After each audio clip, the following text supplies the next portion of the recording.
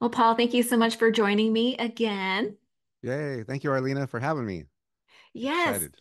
me too. And thank you so much for being a guinea pig for our coaching call experiment. That was actually really profound. I got a lot of really positive feedback. I think it was so helpful for people to see what the process of IFS looks like and how it can help to resolve some of those internal conflicts. How was that experience for you? I was going to say two things. One, it was life-changing. Ooh. Yeah, it definitely was. In fact, on my bathroom mirror in my bedroom, I put a little sticky note that says "I am worthy," and I touch it every day and say it out loud. Like football teams go, yeah, when they hit the oh, I just hit myself in the head. Okay, anyway. And the other thing is full disclosure, I have been afraid to listen back to that.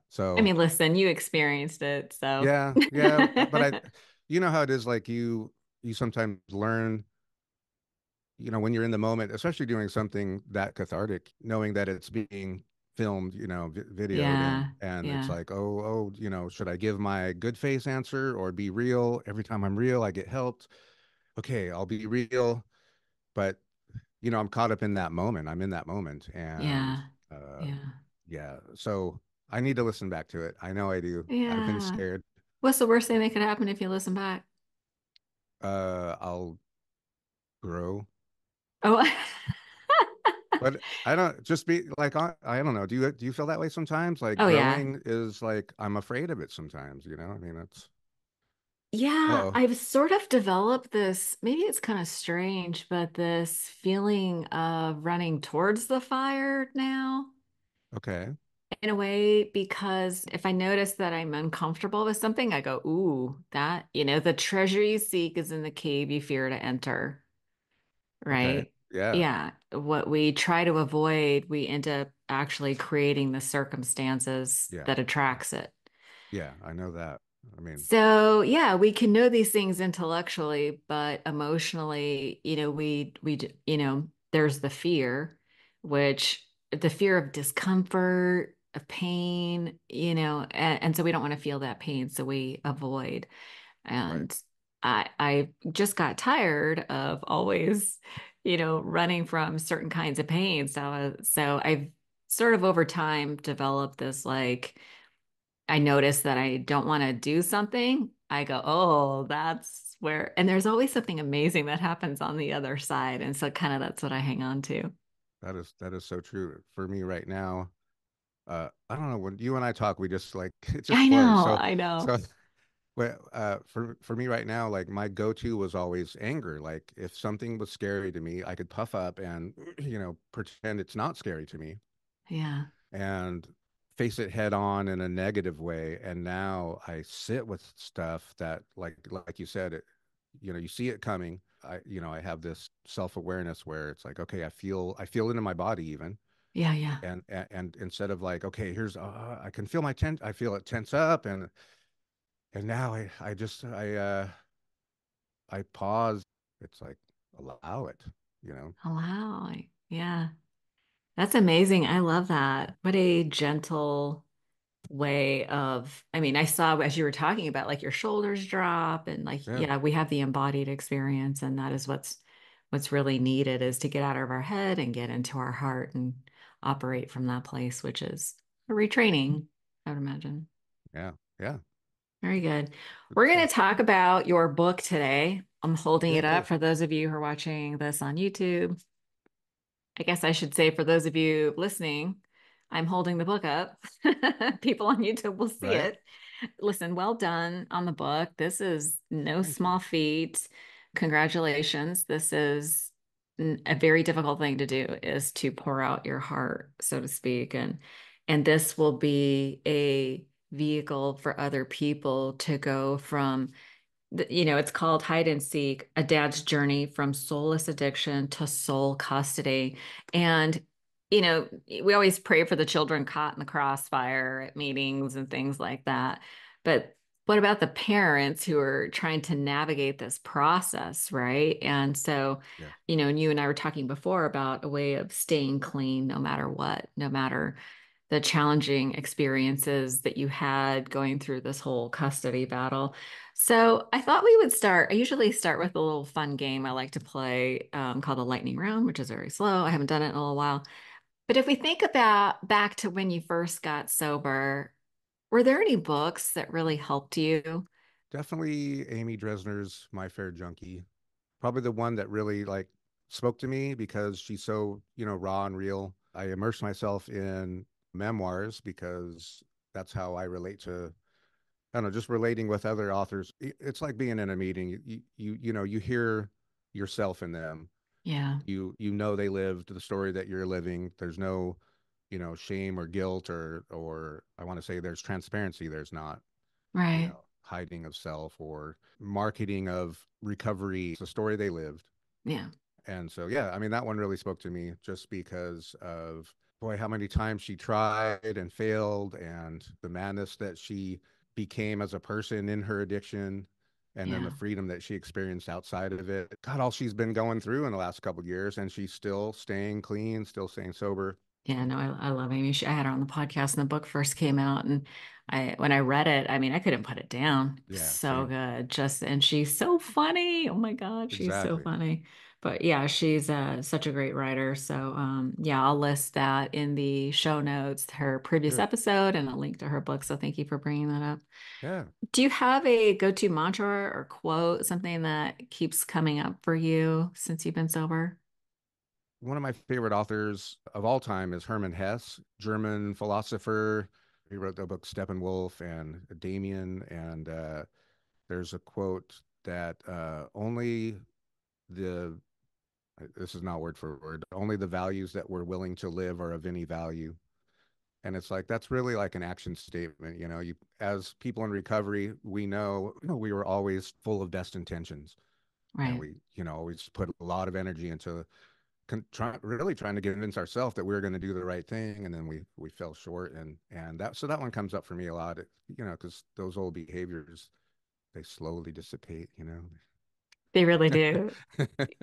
No, I love that quote. I mean, getting sober is about taking action, right? A lot of times contrary action. So those are really Yeah, the things that have value. So I love that quote. That's a good one. Do you have a regular self-care practice? It could be like a morning routine, or maybe think of it weekly. What does that look like for you?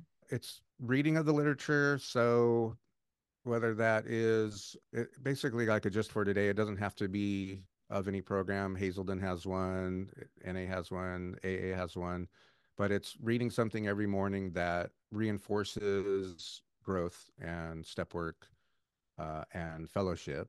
And then I have a prayer that I say every morning to my higher power Nice. I love that. And what do you wish you knew when you first got sober? that I could do it.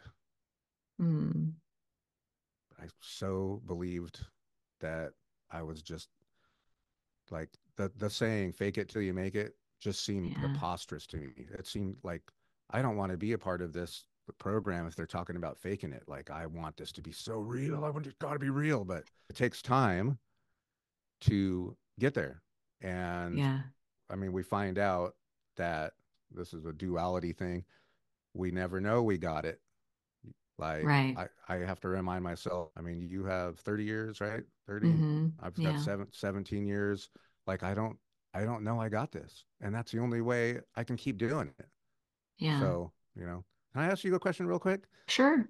In your 30 years, do you notice that there are certain years that people go back out more than others? I mean, I want to say no Okay. because I feel like the first 5 years is rough. Like Yeah. maybe the first 5 years there is some in and out, but for every stage there's that saying, no matter how far down the road you go, you're still the same distance from the ditch. Oh yeah, yeah. Yeah. So I have seen people drop off at 25 years, you know, 30 years or whatever.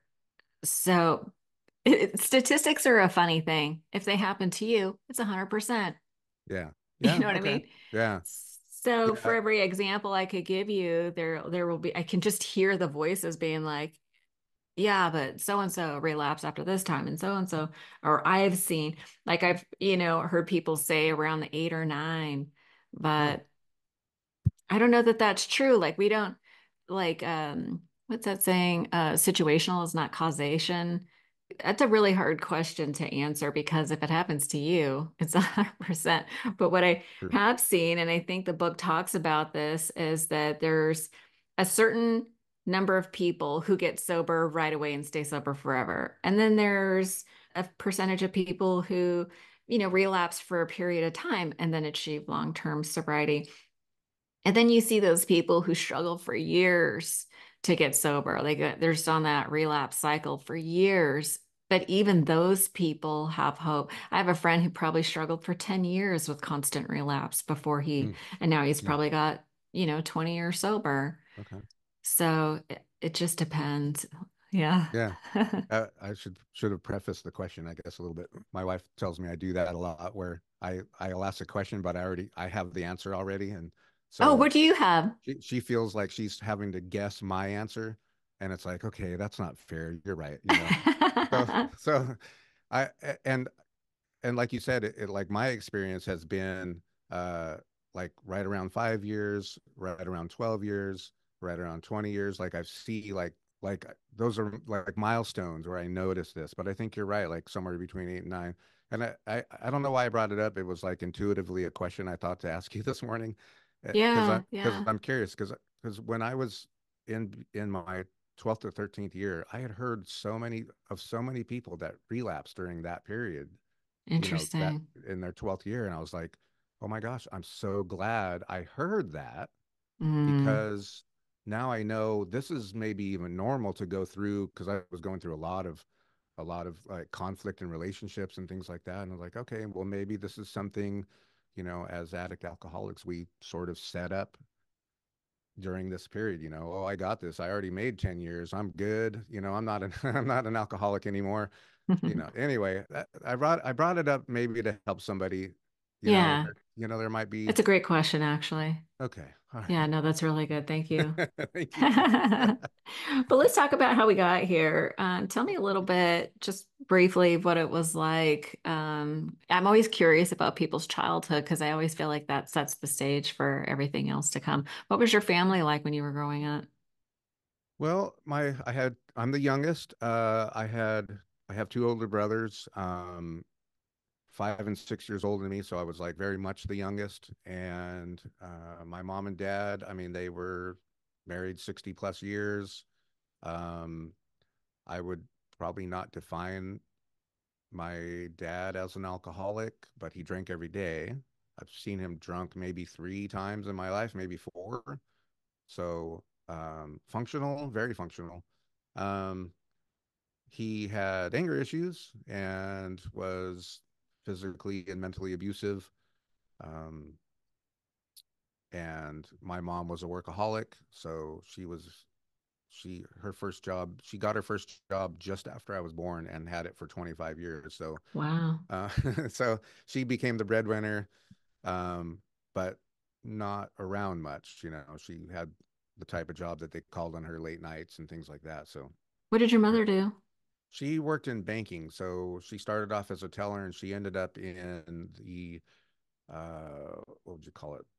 Like the processing center. So big Mm. IBM machines and things like that. Like Uh, she ended up getting into that. So Interesting. So she's like on the technical side. yeah, yeah. Yeah. And then she worked up to become this, this glass ceiling for women. It's so real. And the not funny thing about that is her 3 boys suffered as a result, financially, as a result of she was doing everything the vice president was doing, but she wouldn't get the title because she was a woman. This is, Right.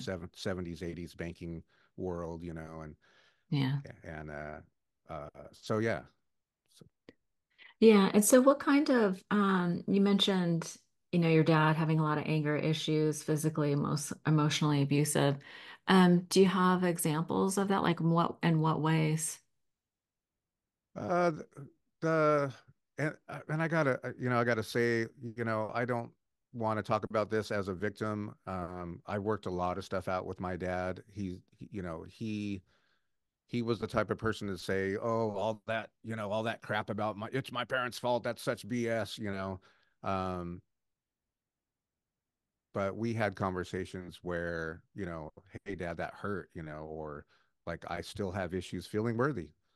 Yeah. Um, Yeah. so it was a matter of, like one thing that'll always ring out in my head that he would say was, "No, no, no, Paulie." I'm Paul Jr., so I was Mm, Paulie, and just that no, no, no. It's like sometimes I hear that when I'm about to do something I've never done or that takes mm, confidence, and mm, yeah, so it came out in those ways. I mean, he had rage issues, where something would set him off, and we would scurry away in fear, mm. but him and I definitely had a lot of bad, like, just friction that we Yeah. worked out. Like, how is that what you said? Or No, I was just saying, yeah, it's tough like when you're little and you're the one that confronts the parent. Usually there's at least one child in the family that will confront the parent and do battle. yeah, so what I got to see was my oldest brother was kind of the pet that did everything Dad said, and the other one was the one that confronted him all the time, and I got to watch that and sort of balance it, and Interesting. so it Yeah. I think that led to me having like this personality of like joking with people because I know I could be liked if I joked with people. Mm-hmm. So, and that became my, I believe, people pleasing, and way to, escape was like, well, I could always like joke with my dad and then I'm on his good side. So Right, right. Yeah, you learn ways to be okay in a house that is maybe not safe necessarily. yeah, I mean, I know I felt small in that house, Yeah, you know. yeah. Yeah, and it's so interesting because it feels like you know, our parents change as we get older too, right? We That's true. change, they change, Yeah. and so it's sometimes difficult to talk about like you never want to blame your parents, or maybe some people do, but it's like and it's not, we're not blaming so much as acknowledging reality, Yeah, right? It's just exactly. acknowledging the facts. Like, this is what happened. This is how I was affected. And then we don't live there. We move to the place of, and this is how these are the things I took action on that helped me to heal. So that's typically why I ask that, because there's a lot of people, I would imagine most people that are in recovery, the majority of the people in recovery did not have healthy relationships with their parents. So Yeah, yeah, I it's see always that. helpful to hear. A- Yeah, it's And always helpful and to hear. and to add one thing is when I say we had friction, that was I was afraid, I was terrified of his rage for sure. I mean, from a like philosophical standpoint, him and I got along really, really well. We Hmm. traded ideas and values, and uh, I mean, I can think of one time when I said to him, Dad, you're always trying to tell me how to live, but you haven't been a good example because and he was like, wow, I mean, I can't imagine my kid telling me that, but I was right if put it under certain lenses. Like, he was committed to a job, he worked all the time, so he was a provider, but he wasn't a very good provider, Mm. depending on what you want to call that. But so those kind of things, I could say those kind of things to my dad, and he wouldn't be like, he would he would Yeah. he would just be like, wow, and he would take it like a man, as he would say. um it was more as I got older, that I confronted him on things that he did, and sometimes I was like the abusive one. Mm. I mean, it's kind of odd. We're doing this podcast. This coming up this weekend, I'm doing a sound healing at this outdoor amphitheater, which is right by this hotel. And one of the last times my dad came to visit up here where I live, um, he was staying at our house, and he got really upset that it was cold in our house. And he's like, I'm getting a hotel room. And that was so uh, painful for me that for the first time, you know, after getting sober after rebuilding my life. I remarried. And my wife and I got this really beautiful house. So the first time in my life I have something to say, hey, family, come stay with me, because Mm, I never had anything like this. And his first time here, he's like, this is crap. I'm going to go get a hotel room. I was so offended, so offended. yeah. And I drove him to the hotel room, and I said, I'll come pick you up when your flight, leaves in 2 days. And he was like, what? And I was like, F you, man. Like, I mean, I still feel regret to this day that I blasted him. I blasted the crap out of him. And like, Yeah. maybe I showed him. I don't know. Wait, I'm trying to get out of it. Yeah, it was not cool. And I lost it on him. And anyway, I don't. It's just that Yeah. that came up recently because I went over to the amphitheater and I'm like, oh my God, that's the bench where I was screaming at my dad, who was at Yeah. that time, in his 80s dying of cancer. And it's like, man, not cool. Yeah. Not, anyway. But anyway, yeah, Yeah. we Oh my God. Yeah. Compartmentalize that again. Whew. let's just put that away. No, I appreciate you sharing that, because just because you get sober doesn't mean that, we don't get triggered, right? Right. And Yeah. and pain and and anger, those are really big triggers, Yeah. so we need to stay sober through all of those too. Let's talk a little bit about, how did you, like, when did you start drinking or using? How old were you? Yeah, I would say I was a late bloomer. I mean, the first time I had a drink, I was probably 14. I was at my brother's apartment, and I got so drunk that I was throwing up. Um, and I think I did it again at 16. Got so drunk I was throwing, it was the one is 1,000 never enough. Like right away, just like, oh, this tastes good. Yeah, yeah, yeah. Vomit. Huh. Maybe I won't do that. And then at 19, I started playing bars, and I would say by 20, my alcoholism probably was kicking in. Uh, I had tried drugs a couple times, but um, when I was 26, I didn't start doing drugs till I was in my late 20s. Okay. So, What kind of and drugs did you start with? Or did you, your drug it, of choice, as they say? well, I mean, it started out as meth, and then became opiates, and then mixtures of them. Hmm. And When you were in uh, your late 20s? yeah, yeah, and early 30s for sure. Hmm. A lot of psychedelic abuse of Yeah. psychedelics, Hmm. gosh, and then like every combination you can think of, from there on out. Like by the time I was in my mid 30s, I was full blown into, wanting to get high most of the time. Yeah. Yeah. When did you decide it was a problem? Well, with alcohol, it was I think I was 27, and I was playing bars like 5 nights a week, and this is in Las Vegas. And in Vegas, I mean, you played bars, you got free drinks all night, and Hmm. um, I just like, oh my gosh, all my behaviors were harmful to myself and others. And it was a Christmas Eve,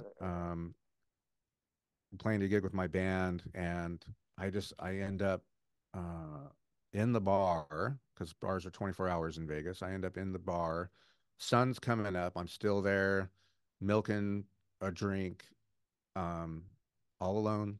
The bartender, he's doing his side work. There's nobody there, and he finally just says, "Hey, bro, it's Christmas morning. Don't you have somewhere you got to be?" And I was like, oh, oh yeah, yeah, yeah, yeah. And I don't know how I drove home, but I did. And um, that day I was uh, going to be at my family's house. I had a girlfriend I was living with, and her mom and dad had a bitter divorce, but they had agreed, because we were living together, that they would try to do a Christmas together with everybody, which had been the first time in like 10 years with this family. Anyway, I show up to my parents' house. My brother's there with his kids. Their friends are there, and I just start throwing up all over the place. Oh And no. yeah, I mean, a really poor showing. to say the least. And I mean, I'm so drunk that I can't go anywhere. Like probably alcohol poisoning, Yeah. drunk. And my girlfriend's just like, oh my God, you know, my parents, this, you know how much this means to me. You can't, you got to go. And I was like, I can't. I'm too wasted. And so I had quit drinking on that day, or the, you know, for 12 years from that. And Wow. then, and, and what brought me back to drinking was my opioid addiction had gotten so bad that I thought, well, maybe if I try uh, drinking again, I'll be okay. Oh, No. yeah. The insanity. Yeah, yeah. Yeah. And that happened during the period that the memoir is written about. It was, Okay. you know, that bartering, that like, oh, well, you know, I can't seem to quit the opiates. Maybe if I drink again, I can still take the edge off life. And yeah, Right. yeah. And so what did you do to like what happened to finally make you quit everything? What happened was, you know, a series of events really, and they're detailed in hide and seek, Hmm. um, starting with like having a kid, having my daughter, and you know that blurry um, realization, you know, because I'm on substances every day. You know, by then it's like I needed opiates or I would have withdrawals.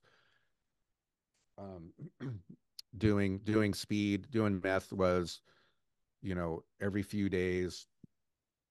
But you know, when you do meth, you're up for a few days. So it was like, you know, up, down, up, down, up, down, trying to get an even keel with drinking or opiates.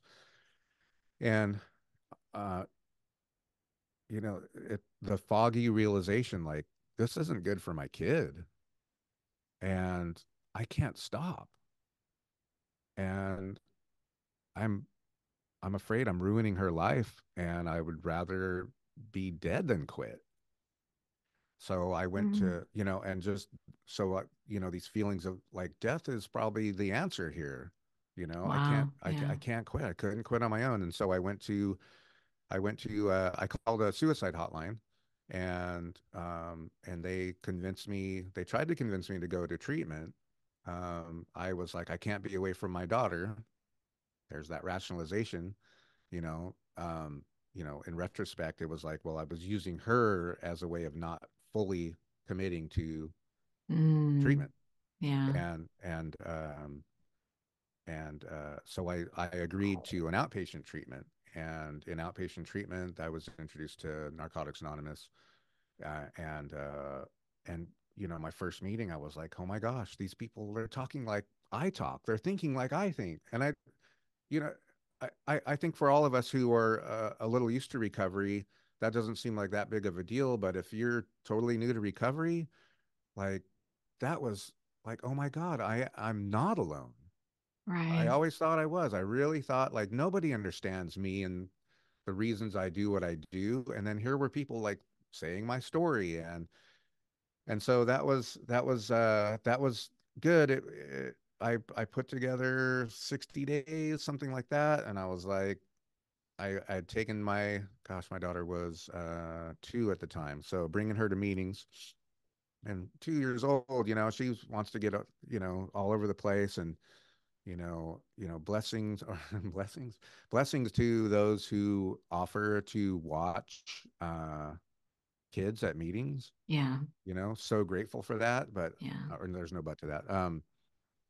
However, at this particular meeting I was at, the person didn't show up that day.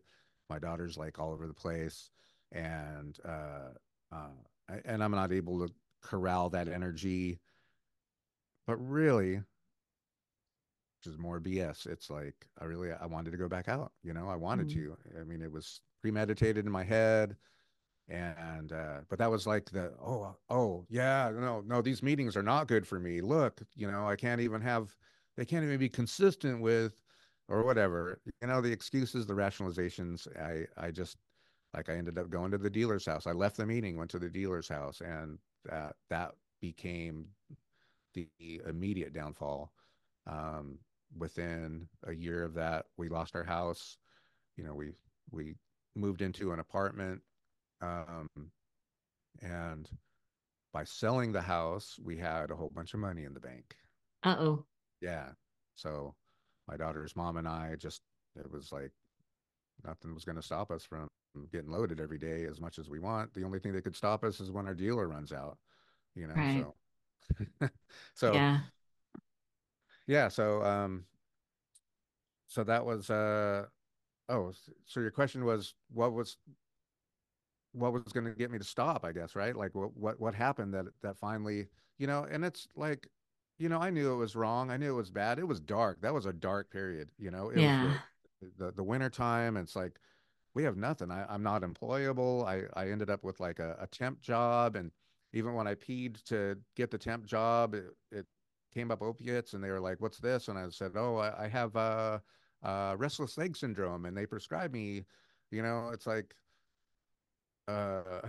everything I was doing was false, and it was just going down a dark road. And I had went for a walk with my daughter's mom, my wife at the time, and um, I just said, "We're we're killing ourselves here, and we need to stop."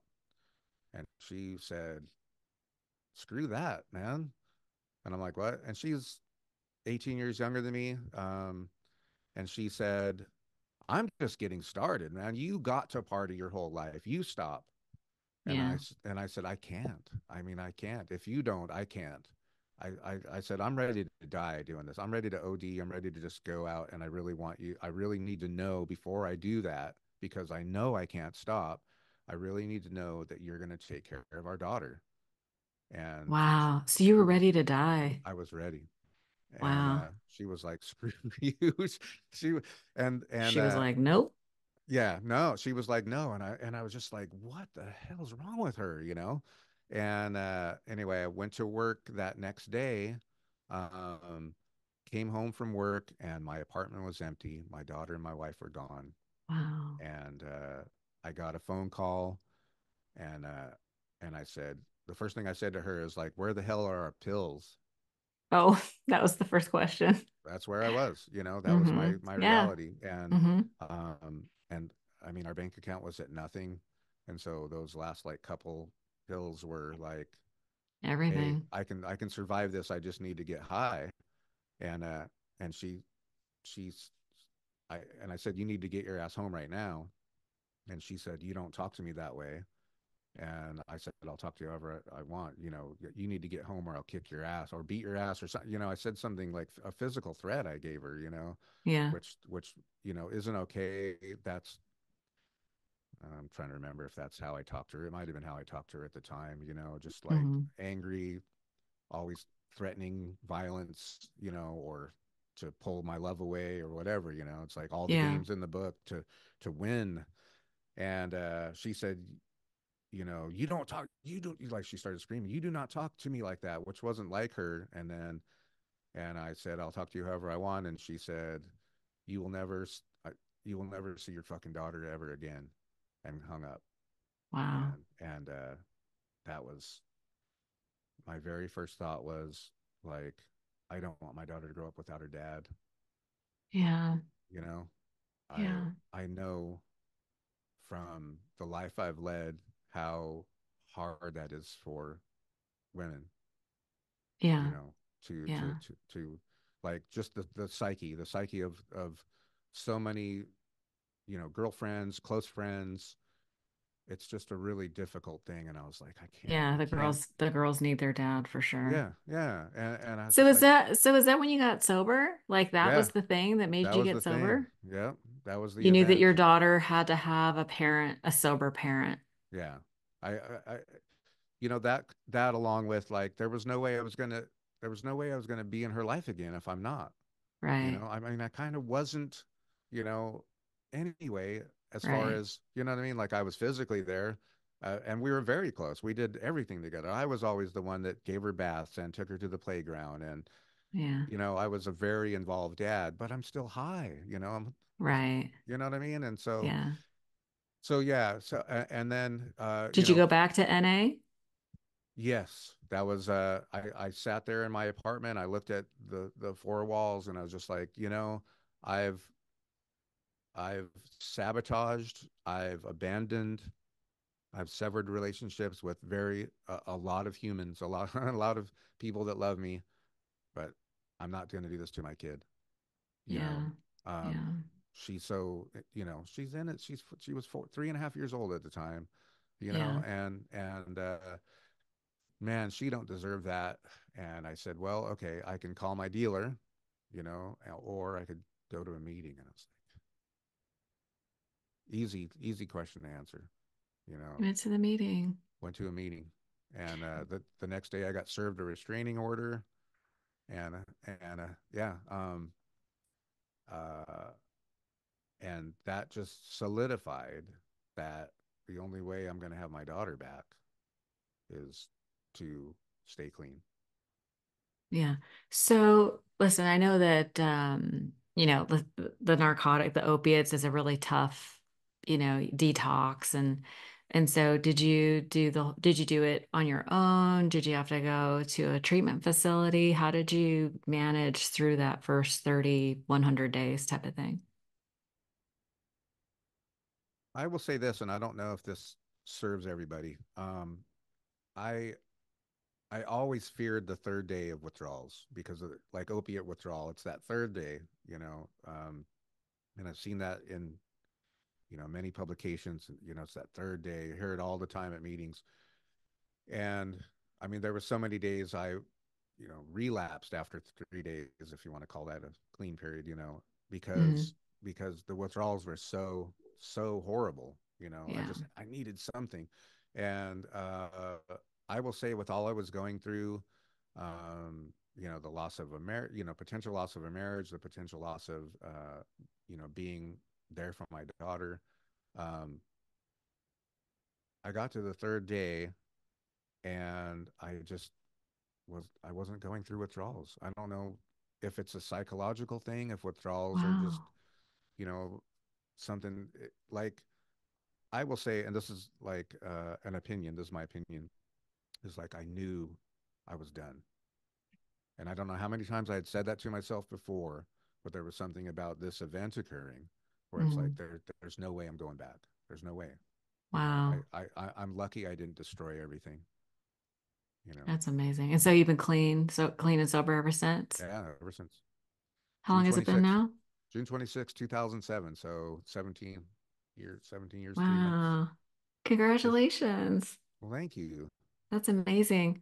So I kind of want to talk about, being able to stay sober through highly stressful situations. And the premise of your book is really based on, you obviously around the addiction and things like that, but you went through some very stressful periods in trying to gain custody of your daughter.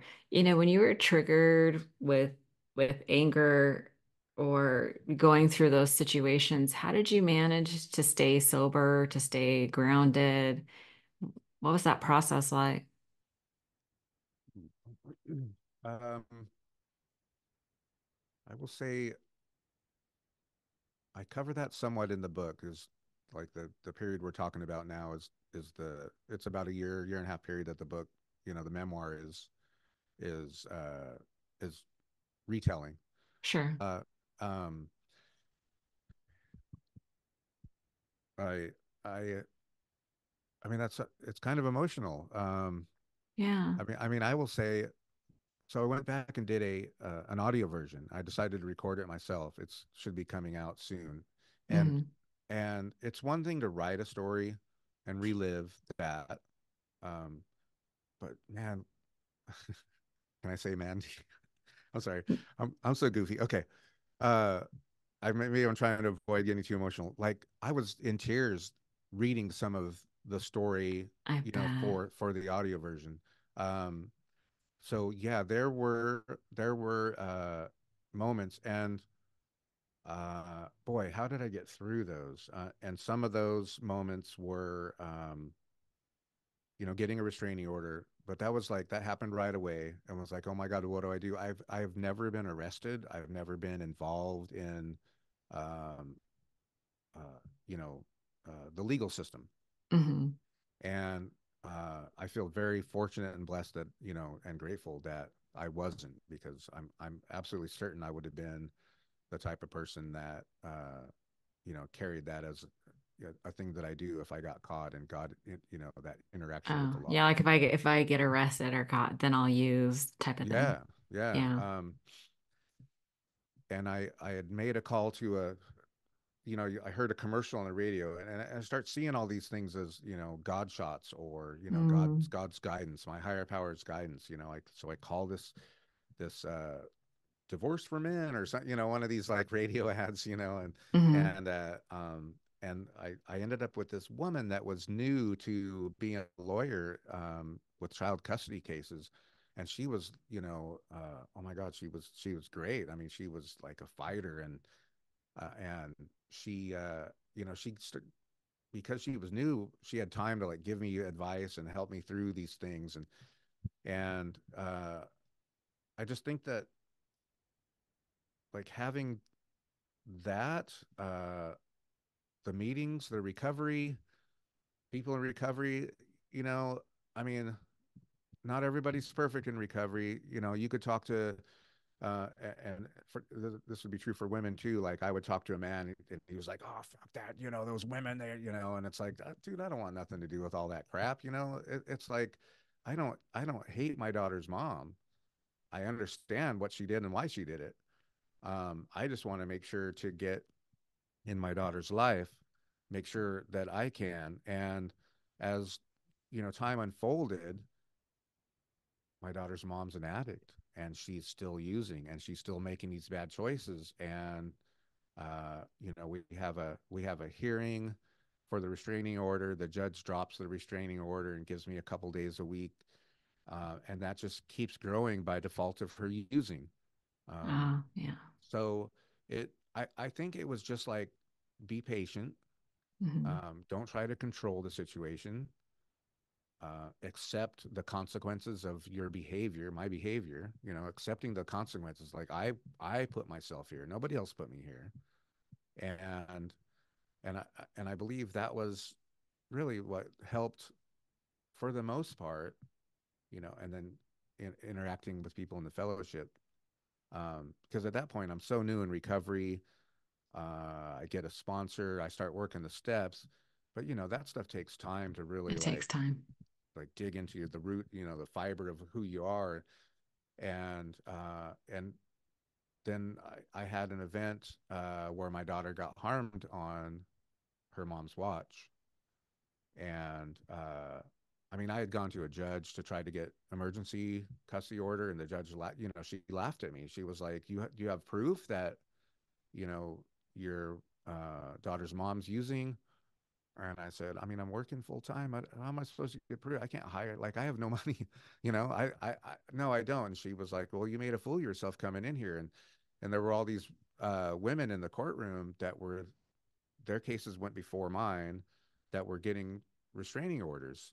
And, um, and, and, the judge kind of didn't really want to let some of them have restraining orders, because it was more or less being used as a tool to, like, make sure they got the kids instead of to protect them. And I'm not saying restraining orders are a powerful tool for abusive people, to Yeah. keep somebody that's a victim of that safe. They should never be used as a way to, like, gain custody, or Right. and knowing that, like, I'm the type of person that's integrity, integrity, integrity. That's the value I was given by my parents, and it's like, I can't be the pot calling the kettle black. I can't, use the justice system to try to get back at my ex-wife, my daughter's mom. And the judge even asked me that, are you doing this to try to, because there's a lot of men that come in here and do that. And I was like, no, I would never do that. Like, and she said, well, the judge said, well, because you have brought this to my attention, I have to report it. I'm a mandatory reporter. So, Yeah. that got things rolling as far as Child Protective Services got involved, and they came to see Okay. my house and where I live and where I have my daughter 4 days a week. But on those other 3 days, my daughter's subject to my ex-wife's behavior, with her addiction. And yeah, eventually, my daughter got abused uh, on her mom's watch, Yeah. and that was enough for the state to determine that I should have custody. Wow. That was it. And you've Yeah, had custody of her ever since? yeah. I mean, she's 21 now, so Nice. yeah. But and I will say, like, that get together of um, so my daughter was inappropriately touched by a man who was in bed with her mom, and our daughter got in bed with them, and then this guy, maybe accidentally, I don't know, but she told me right away, which is what I raised her to do. If anybody ever, Right. and I would say that all parents, like, let your kids know it's okay to tell you about if somebody touches you inappropriately. Absolutely. It's a matter where authorities need to get involved, because there's experts on this kind of stuff. And so the day after, I mean, we brought her down to the hospital to get her looked at, and then they said we need to do something called play therapy, which is going to determine, what was the extent of the inappropriate behavior. And when that was all said and done, I mean, they took me into a room, and there was like a good cop, bad cop situation where they're, asking me all these questions, and it's a two-way mirror, and I could see like a tripod, and they ran me through everything they had to run me through. If I wasn't clean, I would have never got out of that, Right. and that it's Yeah. those reinforcements, uh, I'm in this horrible situation, like, the person I care more about than anything in this world was just harmed. Yeah. Um, but how good am I to handle that if I'm getting loaded? Right. I'm not gonna escape anything. That's the reality. And yeah, so they had us meet in at the Child Protective Services and the caseworker, and my daughter's mom went berserk. I mean, she like ripped my beard She hairs out. physically attacked you Oh yeah, and I was like, in front "Are you?" of the Yeah, and officials? I'm like, "Are you guys not doing like if this was a man, what would happen in this case?" Right. If she did that in front of them, what would she do in Yeah, private? right. Yeah. Yeah, and so Interesting. some horrible So times. it's been a long time since you had custody of your daughter. Whatever happened? Well, maybe I don't know if this is relevant, but what happened to the mom? Did she ever get sober? Well, um, I she had some periods where she did. Okay. Yeah, I Is a your lot. is your daughter still in contact with her mom? Again, they have periods where they go in and out of it. Yeah. Yeah, I've always encouraged my daughter to have that relationship. Um, I, I mean, I don't even know the depth of how much she's been hurt by her mom's absence. I'm sure. You know, Yeah. um, I mean, I think, a key to guiding my recovery is compassion. I mean, Absolutely. if she had not done that, if she had not left with our daughter, I'd probably be dead, you Yeah. know. So I'm grateful to you know, that decision of hers to do that. Yeah. And most people, I don't know, maybe most people probably wouldn't be, it's like, I mean, it's the toxicity of like a resentment, or it's Yeah, like for sure. I would just hurt myself if I hated her for that. Absolutely. Um, Yeah, no, anger is one of those things that needs to be, processed and dealt with. I know the literature a lot of times talks about how anger is better left to, more qualified people, but it's really important to learn how to process, and it's not spiritual bypassing. It's actually, digging in and getting to the root cause of the issue to be able to resolve it rather than just suppress it or pretend like it's not happening. So yeah, yeah, that really speaks volumes to your recovery that you did the work. yeah. I was hesitant. I want to say something, and it's not directed at you. it's this is a question I get all the time. It's like, what happened to your daughter's mom? And I don't know. I'm just gonna say this. It's like, would you ask a woman the same thing? Whatever happened to your daughter's dad? Absolutely. Okay, I, and that's what I mean. It's not directed at you because I know you. Well, I don't know you would, but I think there's a lot of people that don't consider like, a mom and a dad. They're both equally important.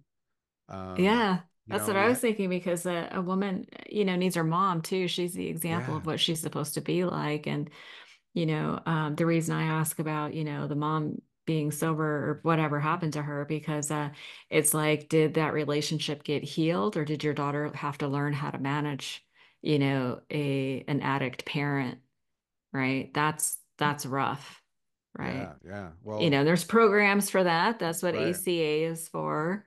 But Yeah, there's a yep. lot of, AC is good. yeah, the adult children. It's Yeah, adult children of alcoholics slash dysfunctional families. I didn't learn until recently that it's also for people with dysfunctional families. But no, I'm always curious about, both parents, because it does affect how your daughter, um, moves throughout the world. And, it speaks a lot to her state, after all of everything that had happened. yeah. Her and I, we are so close. We're close still. So she just had a baby back in December. Nice. And so I'm a grandpa, and Yay. and her husband is in recovery. So, Excellent. right, and it's like the cyclical, the disease.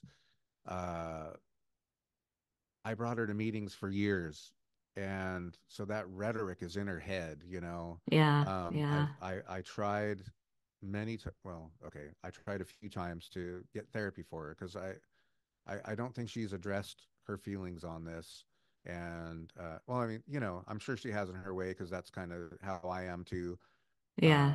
I mean, she, you know, undoubtedly picked up a lot of things I do or my behaviors, uh, good and bad. And but yeah, I mean it's a big thing for her that it's still there Yeah. and hasn't I don't think hasn't been addressed. But I'm I'm glad you asked that question. I didn't mean to say that, you know, would you ask a woman that question? What I mean to say is like, it's potential for a next book because that is probably what most people are curious. Like, what happened to the mom, and what happened to their relationship? And my best answer is she's come in and out, just like so many of us do that are still active in our addiction. It's Yeah. um, she's tried, she's disappeared for extended lengths of time, and that was really hard for my daughter when she was 5, 6, 7, 8. Like those were the Oh, hardest times, yeah. to Horrible. watch that little girl crying, where's Yeah. my mom, and not being able to solve that because want to solve that. Yeah. Can't fix that for her. Yeah, Well, can't I fix mean, it. listen, it sounds like you've really done a lot of work to heal yourself. And I think this book is going to be a great, I don't know if it's like a tool, but I think it'll be really helpful for people to, especially dads, to see that, you can get sober. Some people get sober for their kids, like that can really happen. And Yeah, you can stay sober despite a lot of, really dramatic things happening, a lot of stress, which really triggers people. So I think it's a great testament to being able to stay sober in the long yeah, run. yeah. Thank you for that. I that's probably my favorite feedback that I've gotten, from people like my friends that have read the book. Yeah, Because it, almost undoubtedly comes up that they know somebody that's either died, overdosed, or right. are really in the midst of like heavy alcoholism. And that's the feedback I'm getting is like, this helped me understand their mindset, Yeah. because that's how I wrote it was I remembered my mindset Hmm. the how I rationalized not showing up on time all the time, Yeah. or and so I wanted people who aren't addicts or alcoholics to like have that insight. The mindset of the addict. Yeah, Yeah. hoping No, that's that really will, helpful. yeah, to shed some light for them outside of help, stories, Yeah, you know, stories. Stories are what like, people right? relate to. Memoirs and Um, podcasts, yeah, absolutely. right? Yeah. So tell me, how can people get a hold of you? Like they can find your book. Do you have a website where you like to direct people to? I do. So the website is Paul Summers Jr. as in junior.com, and that's Summers with a U like summertime. And Awesome. yeah, I mean that's the best way. I mean, I'm on Facebook and I'm on Instagram mostly. Those are my two social media go-tos. A little bit on YouTube. You can buy the book on Amazon. And then there's Nice. there's one thing else I want to say. Well, Paul, thank you so much for spending another session with me. It was so good Yeah, to Arlena, see thank you. you. Thank you for Thank sharing your you. story. And I just know that it's going to help a lot of people. Yeah, thank you so much for having me on. And it's like, I mean, I really enjoy when we start talking. Yeah, It becomes, I think, always about how we can help somebody else, and that's always. purely the reason why I wrote this book. So Awesome. yeah. Well, I All think we'll right. land the plane there. Thank you Let's so do much. it. And I'll look forward to talking to you next time.